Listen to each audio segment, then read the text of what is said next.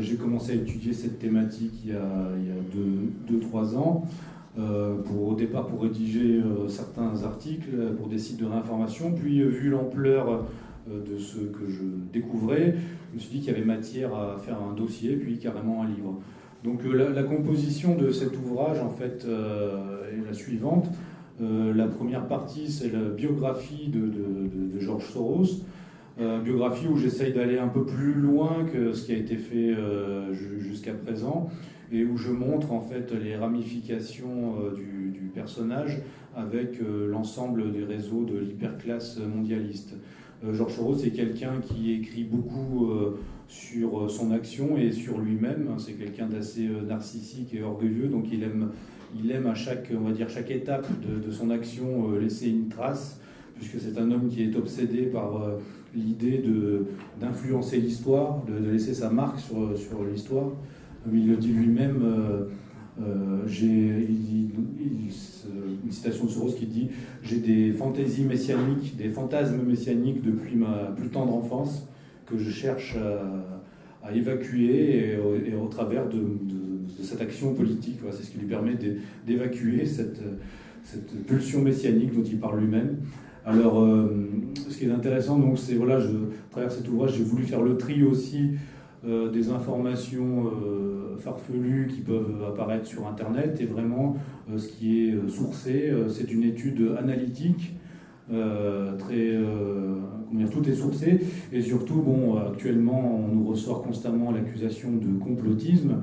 Pour ce qui est de Soros et de son projet, il n'y a pas de complot, puisque tout est dit, rien n'est caché, c'est un projet de société. Voilà. Donc ce que j'ai voulu montrer, c'est les ressorts de ce projet de société, au travers de la biographie de George Soros, du milieu duquel il est issu, du milieu dans lequel il a évolué.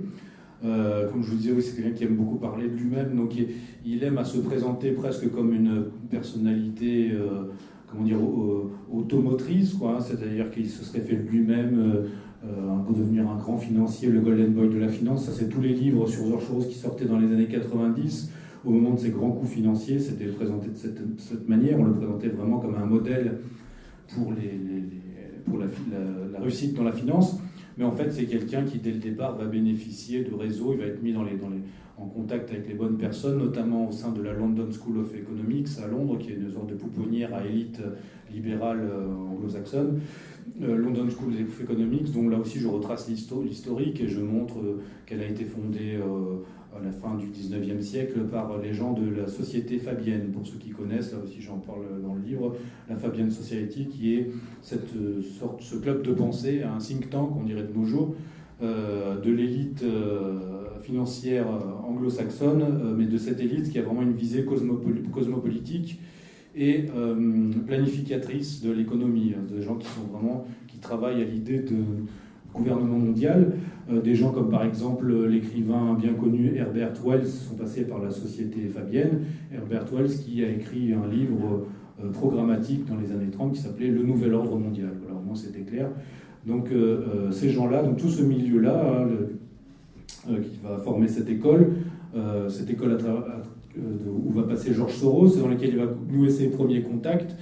Il ira ensuite aux États-Unis, et là, voilà, il se liera avec les réseaux bancaires Rothschild, ce qui va vraiment lui permettre de prendre son essor et de devenir le financier que l'on connaît, et notamment au travers de ce qu'on appelle les fonds d'investissement, les hedge funds, à partir de la fin des années 60-70, début des années 70, et là, il va vraiment... sa fortune va devenir exponentielle, mais ce qui est intéressant pour nous, on va dire, c'est que c'est un milliardaire qui est animé d'une idéologie qu'il cherche à appliquer sur la société. Et ça, c'est, on va dire, la deuxième partie du livre, qui est l'enquête, plus proprement l'enquête sur ces réseaux. Donc, pour appliquer cette idéologie, il a fondé un réseau de fondations qui s'appelle l'Open Society Foundations, donc les fondations pour une société ouverte. Et donc, dans mon ouvrage, je m'applique à étudier certains champs d'action, certains vecteurs principaux de cette Open Society, que sont en priorité l'immigration, le soutien à l'immigration, les questions de société, notamment le lobbying pour la légalisation des stupéfiants auprès des instances internationales, le lobbying en faveur de l'euthanasie, voilà, toutes les questions de société on va dire, radicales, et aussi évidemment les changements de régime politique, hein, ce qu'on a appelé la méthodologie des révolutions colorées, des révolutions douces, hein, mais qui en fait peuvent aussi être dures, hein, puisque mon postfacier, qui est d'ailleurs ici présent, Lucien Cerise, qui a étudié ça plus en détail encore, c'est sur la question ukrainienne. Hein. On voit qu'on peut même utiliser un nationalisme dévoyé ou manipulé pour arriver à ses fins. Bon, en Ukraine, à la fin, était assez lisible, hein, c'est séparer, éloigner la Russie de l'Europe pour éviter que se crée un continuum géopolitique entre l'Europe et la Russie, continuum qui pourrait poser problème à la domination anglo-américaine. Parce que, en fait, c'est aussi ce que je démontre dans ce livre, c'est que les actions de Soros seraient impossibles sans l'appui du département d'État américain, sans cette espèce de fonctionnement bicéphale presque, hein, entre la diplomatie officielle et puis la méthodologie officieuse ou de ce qu'on appelle justement l'utilisation des organisations non gouvernementales.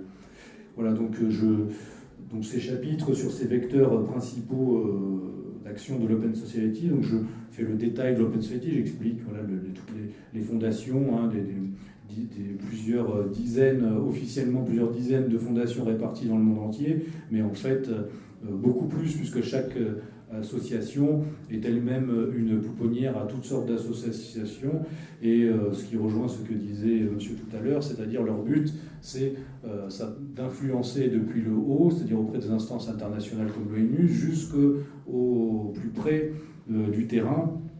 On le voit bien sur la question migratoire, ou avec la question des no borders, par exemple, là, une des associations qui finance, qui organise les no borders un peu partout autour de la crise migratoire. On l'a vu en Italie, on l'a vu à Calais. Voilà, donc une de ces associations est complètement financée par l'Open Society.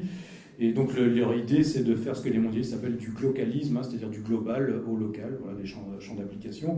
Donc je parle pour vous donner une idée, hein, parce que c'est quand même assez vaste, hein, le budget de l'Open Society Foundation pour 2018 était de 1 milliard de dollars. George Soros a investi 14 milliards de dollars depuis la création de l'Open Society. Tout ça, c'est des chiffres qui sont issus des documents de l'Open Society, qui sont trouvables sur Internet. Récemment, en 2017, George Soros a fait don de 16 milliards de dollars de sa fortune, qui s'élevait, je crois, à 25 milliards de dollars, en prévision peut-être de son décès, puisqu'il est quand même assez âgé, hein, il a 89 ans, mais bon, il prépare déjà la succession avec son fils Alexandre Soros, mais aussi avec toute cette machinerie qu'il a lancée, qui va continuer. Pour se faire une idée, par exemple, le budget de l'immigration consacré à la question migratoire en 2018 était de 62 millions de dollars officiellement, mais c'est sans compter les 500 millions promis aux entreprises qui suivraient le plan de l'Open Society, qui suivrait ce plan qui préconise l'intégration de migrants directement dans la société, dans les sociétés hautes, on va dire. Donc, pour savoir, 500 millions. De l'autre côté, on a l'agence européenne Frontex, hein, chargée de protéger les frontières européennes, qui, elle, dispose de un budget officiel de 300 millions d'euros. Donc, voilà, on a un homme qui, comme il le dit lui-même, est un homme d'État sans État. Ce qui est intéressant, c'est de voir comment lui-même s'insère, parce que j'ai voulu montrer à la fois à quel point son rôle était important, mais à la fois finalement comment lui-même était le rouage de tout un système et de toute une école de pensée qui prend ses sources, on va dire, à la fin du 19e siècle et même avant, et puis qui continue, qui se radicalise au fur et à mesure. Voilà. Donc ça, c'est la partie Open Society, donc les différents vecteurs d'influence. Je parle aussi de l'influence qu'essaye d'exercer l'Open Society sur l'aile gauche de l'Église conciliaire, on va dire, comme par exemple les financements en 2015, lors de la venue du pape François aux États-Unis, l'Open Society avait versé 650 000 $ à des associations, à des ONG de l'Église, mais de la gauche de l'Église américaine, afin d'influencer, de préparer la venue du pape François et d'essayer vraiment de le faire entrer dans l'agenda des gens les plus progressistes de manière radicale dans l'Église. Je crois qu'il a versé, voilà, je sais plus ou moins, on estime à 4 500 000 $ les versements effectués à des groupes catholiques libéraux par George Soros. On voit aussi l'influence sur les questions comme par exemple l'immigration, que le pape François avait proposé un plan en 21 points qui ressemble sur l'accueil des migrants, sur la nécessité d'accueillir les migrants, le fait justement d'arriver à une société ouverte. Ce plan du pape François ressemble beaucoup au plan que Soros lui-même avait proposé dès 2015 et qui a inspiré le plan qu'on appelait le plan Merkel. Donc c'est qui consiste un plan en 6 points pour le plan Soros, que je détaille là aussi dans mon livre, qui consiste à favoriser l'accueil des migrants depuis même depuis les pays sources, on va dire, jusqu'aux pays hôtes, et de transformer à terme l'Europe en une plateforme, un hub, on pourrait dire, de migration incessante. C'est totalement dans l'esprit du pacte de Marrakech, qui vient couronner toute cette espèce d'assemblage. Donc, pour ce qui est aussi, donc ce livre, comme je vous ai dit, donc c'est une partie biographie, une partie vraiment très précise sur la méthodologie et l'organisation des réseaux de l'Open Society. Et enfin, vu que le nom de son association, de son ensemble de fondations s'appelle Fondation pour une société ouverte, je détaille quelle est cette notion. Je fais la généalogie de cette notion de société ouverte. Donc, chez George Soros, chez son mentor Karl Popper, mais aussi chez d'autres sources d'influence qu'on retrouve chez Soros, comme par exemple l'influence d'un anthropologue américain qui s'appelle Gregory Bateson et qui est l'un des pères de la cybernétique. Et donc en fait, avec Popper et Bateson, puis Soros, on voit que le projet de société ouverte se relie vraiment à ce courant qui est ce qu'on appelle l'ingénierie sociale. Donc la société ouverte est un outil, j'appelle ça d'ingénierie sociale planétaire. Et le but étant d'arriver à fondre toutes les nations et pour créer en fait, il ne s'en cache pas, pour créer une nouvelle humanité, une humanité débarrassée de ces conditionnements, hérités, de manière à la libérer, à créer un homme nouveau. Donc en fait, c'est toujours le même projet. On pourrait dire c'est le projet depuis les Lumières, mais qui se réactualise d'époque en époque et qui se radicalise aussi. Donc je montre. Alors là, mon préfacier fait une analogie intéressante avec Lénine. C'est une forme de. Et effectivement, la société ouverte, on peut voir ça comme c'est la forme contemporaine un petit peu de ce qu'il y a eu dans certains courants du communisme. C'est créer une société sans Dieu et en construction permanente et sans nation, l'internationalisme finalement réactualisé. Sauf que là, le vecteur principal, ce n'est plus le prolétariat, c'est l'immigration. C'est l'immigration et comme toujours, le moteur, c'est la finance internationale. Comme là aussi, je fais le parallèle dans le livre, je montre comment les premiers bolcheviks étaient soutenus par des grands milliardaires de l'époque, Jacob Schiff et autres. C'est la même méthodologie, la méthodologie Soros, c'est la même chose, mais réactualisée d'une autre manière. Et avec ça, c'était Karl Popper, finalement, qui critiquait à l'époque le bolchevisme, mais non pas finalement pour ses buts ou ses objectifs, mais plutôt pour sa méthodologie et la brutalité de ses méthodes. Donc, sont des gens qui, Karl Popper proposait une ingénierie sociale progressive, par palier, là où les bolcheviks voulaient transformer la société brutalement et très rapidement. Donc, au final, c'est toujours pour aller dans la même direction. En creusant, donc, on croise, on voit que ces gens, comme le Gregory Bateson et d'autres, donc travaillaient au sein, par exemple, je parle des conférences Macy, qui rassemblé l'élite de la cybernétique et de l'ingénierie sociale à la fin des années 40, des gens en fait qui se proposaient de réguler les sociétés et les traiter comme des systèmes en fait, hein, non pas comme des organismes vivants mais vraiment comme des systèmes presque artificiels. Donc ces gens-là ont accueilli avec un grand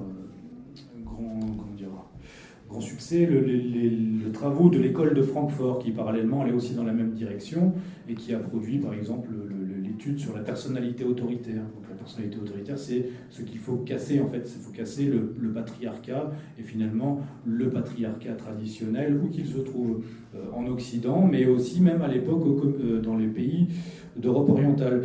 Pourquoi George Soros a investi beaucoup, et les réseaux Soros ont investi beaucoup en Europe orientale? Alors évidemment, il y a des raisons d'accaparement purement, de s'accaparer les ressources de ces pays-là, mais il y a aussi une raison idéologique qui était pour eux, ces gens considéraient que le communisme avait dévié de sa mission originelle, et les pays communistes, finalement, étaient devenus des pays, on pourrait dire, nationaux communistes, ou des pays avec une forme de soviétisme très patriotique, ce qui leur posait problème, parce qu'en fait, ça crée un frein à la liquéfaction des rapports internationaux auxquels ils souhaitent arriver, parce que la société doit devenir, pour être ouverte, elle doit devenir complètement liquide. Donc au final, ça c'est aussi une partie du travail qui est plus là j'ouvre sur la fin du livre, mais comme nous sommes dans une assemblée catholique, je peux en parler plus, souvent les gens ne comprennent pas forcément, mais c'est finalement les sources profondes de la société ouverte, de cette idéologie. Donc je remonte au messianisme et au millénarisme, un millénarisme sécularisé, et en fait à une mystique de la fin de l'État. Ce qu'il faut abattre, c'est l'État-nation. Et finalement, j'ai rapproché de ça en étudiant notamment le philosophe Carl Schmitt, le théoricien de droit international Carl Schmitt, qui parle d'une notion qu'il appelle le catéchone. Le catéchone, c'est en fait une notion qu'il reprend des pères de l'Église, notamment de Saint Paul. Saint Paul parle dans une de ses épîtres qu'avant la venue de l'Antéchrist doit être levé ce qu'il appelle en grec, le mot est catéchone, c'est-à-dire celui qui empêche. Et les pères de l'Église se sont demandé souvent quelle est cette chose qui empêche la venue de l'Antéchrist. Et finalement, Saint Jean Chrysostome et d'autres pères en sont arrivés à l'idée que ce qui empêche, c'était pour eux à l'époque l'Empire romain. Donc en fait, l'Empire romain, c'est l'État. Toutes nos nations sont issues d'une manière ou d'une autre d'une filiation qui remonte à l'Empire romain. Donc l'Empire romain, quand il s'est christianisé, il a été validé, on va dire, par l'Esprit Saint. Et donc ce catéchone est ce qui empêche donc l'État-nation et le verrou qu'il faut faire sauter pour arriver à cette sorte de parousie mondialiste et